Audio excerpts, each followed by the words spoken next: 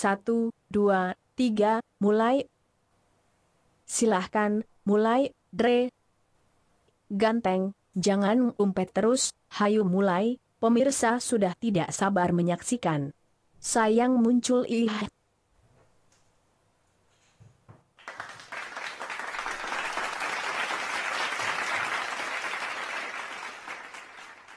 Gantengnya mana?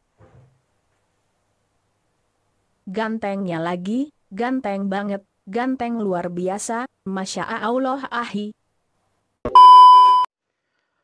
Oke, Assalamualaikum warahmatullahi wabarakatuh.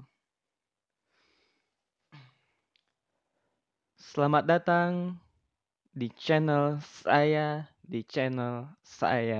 Lagi deh di channel saya, di channel saya.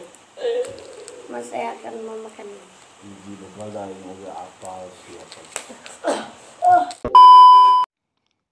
Klakson bukan sembarang klakson. Cakep, Klakson suaranya, au. cakep. Terima kasih yang sudah mau menonton. Jangan lupa like, subrek, dan share ya. Oke, mantap. Mantap. Oke guys, di sini saya akan menyampaikan bagaimana sih perencanaan pembelajaran IPS itu. Nah, perencanaan pembelajaran IPS. Dari kata perencanaan ini, lah teman-teman pasti tahu lah ya, perencanaan itu apa? Ya pasti merencanakan, yaitu kegiatan sebelum memulai kegiatan gitu. Jadi rencana, namanya juga rencana gitu ya. Setiap kegiatan itu pasti ada rencananya, biar kegiatan kedepannya itu lancar, seperti itu. Nah, di sini perencanaan pembelajaran IPS. Berarti merencanakan pembelajaran IPS. Nah, berarti ini tuh digunakan untuk para tenaga kependidikan untuk mengajar peserta didiknya seperti itu. Ada menurut para ahli pengertiannya itu. Salah satunya yaitu menurut Tuti Sukanto. Dia menerangkan bahwasanya perencanaan itu adalah sebagai usaha untuk mempermudah proses belajar mengajar. Ya, karena memang kalau misalkan kita merencanakan sesuatu, kedepannya pasti akan berjalan dengan lancar seperti itu. Oke, kemudian ada menurut para ahli yang lain, yaitu oleh Nana Sujana.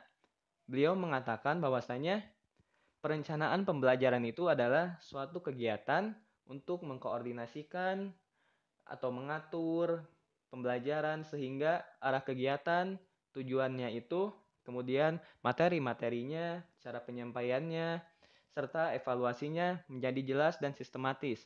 Jadi ketika kita merencanakan, pada saat kita menyampaikannya itu berjalan dengan baik seperti itu. Jadi karena sebelumnya ada perencanaan, ketika menyampaikan pasti lebih baik seperti itu. Seperti itu mulu.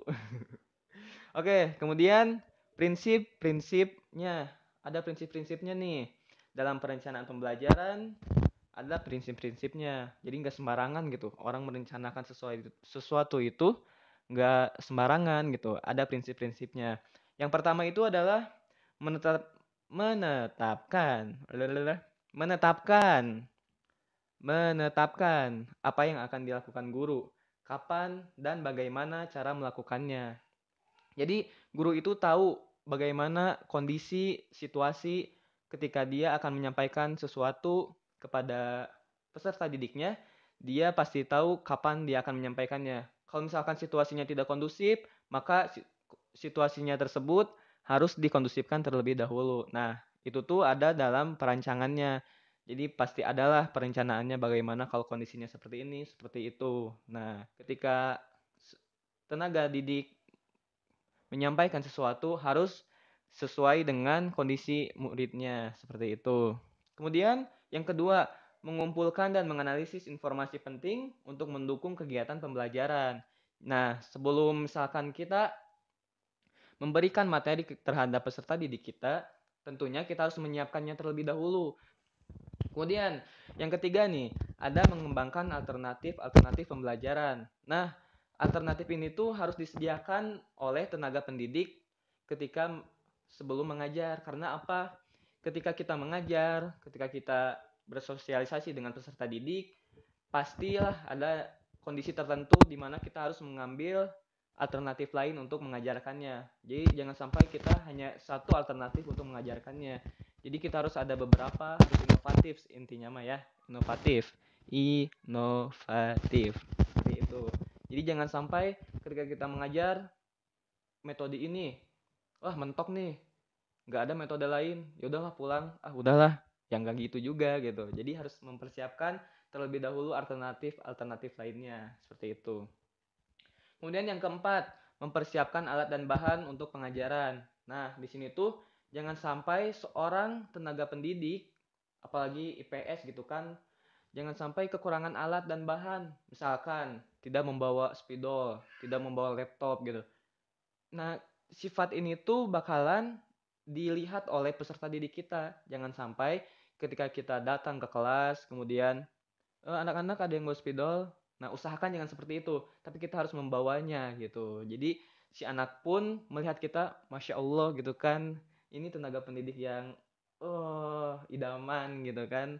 Jadi bawa spidol sendiri, laptop sendiri, kemudian presentasi sendiri, ngomong sendiri. Enggak, canda-canda. Jadi intinya mah untuk menjadi tenaga pendidik idaman harus merencanakan terlebih dahulu gitu. Kemudian dalam perencanaan pembelajaran IPS ini ada beberapa tujuan. Nah, tujuannya diantaranya yang pertama, mengarahkan dan membimbing kegiatan guru dan siswa dalam proses pembelajaran. Kemudian yang kedua, menentukan cara pengajaran yang paling efektif, mudah dipahami oleh siswa. Intinya mah menyenangkan lah, belajar itu menyenangkan, gak menyulitkan. Seperti itu. Oke, kemudian ada fungsinya. Fungsi perencanaan pembelajaran IPS itu apa? Nah, apa Cik? Apa ya? Apa? Oke, fungsinya yaitu yang pertama, membantu guru memperjelas pemikiran dalam pembelajarannya. Jadi ketika guru menerangkan itu, pemikirannya itu udah jelas gitu. Ini, mau itu gitu. Udah jelas lah intinya mah terbayang gitu. Kemudian yang kedua, membantu guru dalam mengenal kebutuhan siswa. Jadi siswa tuh butuhnya apa gitu. Apakah dengan cara begini, begitu gitu. Nah, nanti itu pasti diketahui oleh sang guru atau tenaga pendidiknya gitu. Kemudian yang ketiga, mengurangi kegiatan yang tidak bermanfaat. Nah, kegiatan yang tidak bermanfaat ini contohnya apa sih? Misalkan guru datang terlambat, tidak disiplin, seperti itu. Itu pun akan membuat para peserta didiknya pun melakukan hal yang sama, telat, seperti itu. Karena peserta didik menganggap, ini mah pasti telat, ya udah kita juga telat. Nah, usahakan jangan seperti itu. Itu adalah hal yang sangat tidak bermanfaat. Oke, dari semua itu dapat kita simpulin bahwasanya perencanaan pembelajaran IPS itu garis besarnya ya. Garis besarnya itu untuk mempermudah tenaga pendidik dalam menyampaikan seluruh isi materi yang akan disampaikan kepada peserta didiknya. Jadi jangan sampailah ketika kita menjadi guru, menjadi dosen, menjadi tenaga pendidik, ketika kita akan mengajar, kita tidak ada persiapan sama sekali. Jadi jangan sampai ketika kita di depan kelas diem gitu kan, diem gitu kan, tiba-tiba muridnya juga diem gitu ya, jangan diem intinya mah. Jadi harus gerak gitu kan, gerak tuh, jadi harus gerak lah intinya mah di dalam kelas tuh. Jadi kayak gitu enak gitu, kalau dilihat tuh enak gitu. Jadi intinya mah menjadi tenaga pendidik itu harus melakukan perencanaan, apalagi ini kan kita IPS tuh, materi IPS harus banyak, sosialnya tuh harus benar-benar wow gitu, wow pokoknya mah harus wow. Kemudian daya tariknya juga harus wow gitu, ketika mengajar tuh harus gesit gitu kan, karena kita akan berdampingan dengan masyarakat seperti itu. Oke, mungkin sekian aja ya, nanti kita lanjut video selanjutnya. Jangan lupa teman-teman di like, subrek, kemudian di share gitu kan, mantap kan. Oke, mungkin ya banyak kekurangan lah ya, namanya juga belajar, tapi insya Allah semoga ini sangat bermanfaat untuk teman-teman, khususnya buat saya sendiri gitu kan.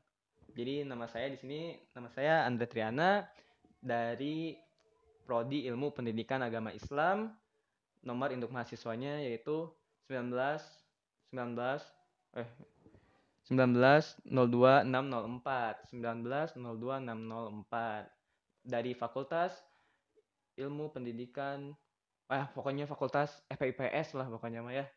Jadi balelo gini, ya Allah, astagfirullah. Oke, demikian yang dapat saya sampaikan. Akhirul dakhwana, alhamdulillahirabbil alamin. Assalamualaikum warahmatullahi wabarakatuh.